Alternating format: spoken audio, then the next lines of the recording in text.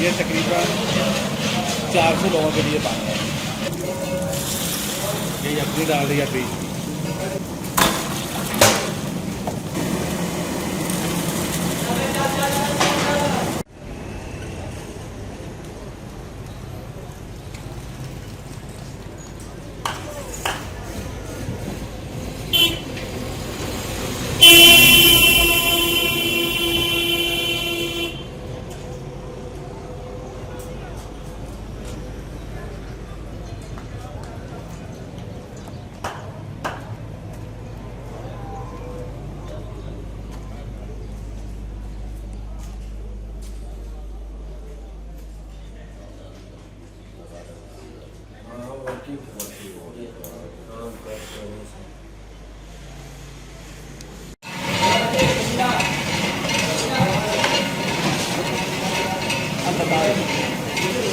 ये 50 kg इसका वज़न है कोफ्ते का जो हम बना रहे हैं। इसमें 10 लीटर ऑयल लगा है, कोफ्ता पालक है जो हम अभी बना रहे हैं। 10 लीटर इसमें ऑयल लगा है और 350 ग्राम मिर्च है, सुरख मिर्च, 150 ग्राम गड़ा मिर्च है, 80 ग्राम हल्दी है, 100 ग्राम गरम मसाला है और प्याज ब्राउन है। वो इसलिए रखते हैं ताकि लोगों के लिए सहूलत रहे इजी। वो हम डालते हैं 500 ग्राम। बाकी इसमें टमाटर है 10 kg। ये तकरीबन 400 लोगों के लिए पानी है।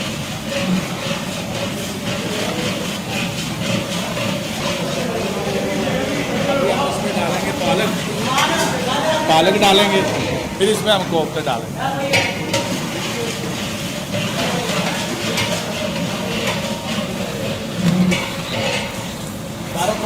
पालक किधर आए मारो किधर आए।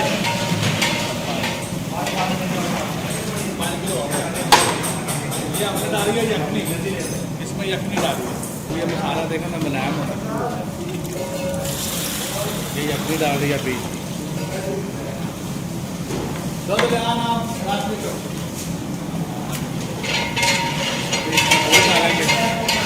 दूध डालेंगे।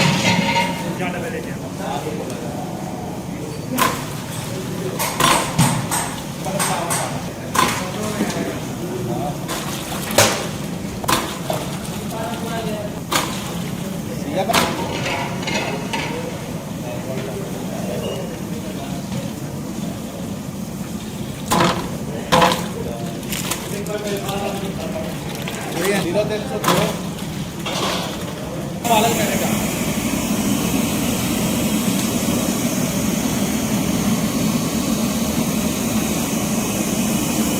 पालक है, ये हमने खुद करके रखी है।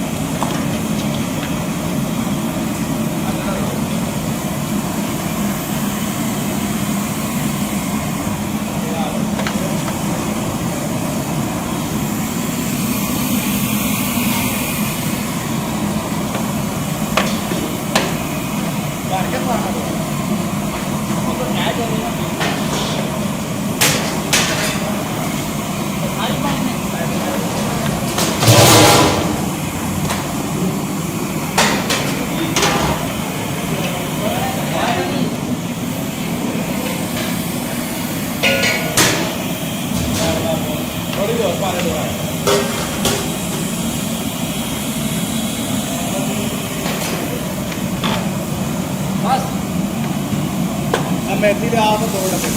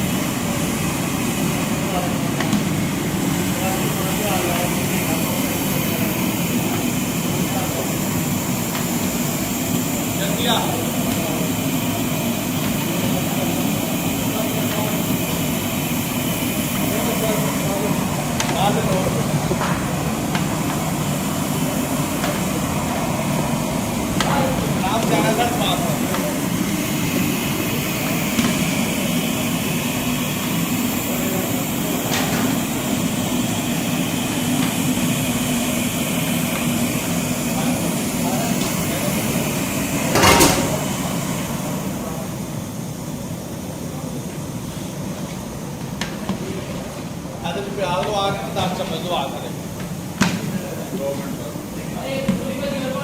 दो डब्बे पाए बड़ी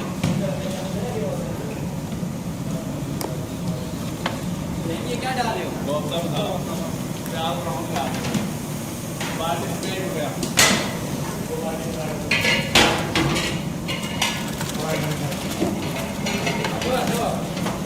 कितना बहुत है?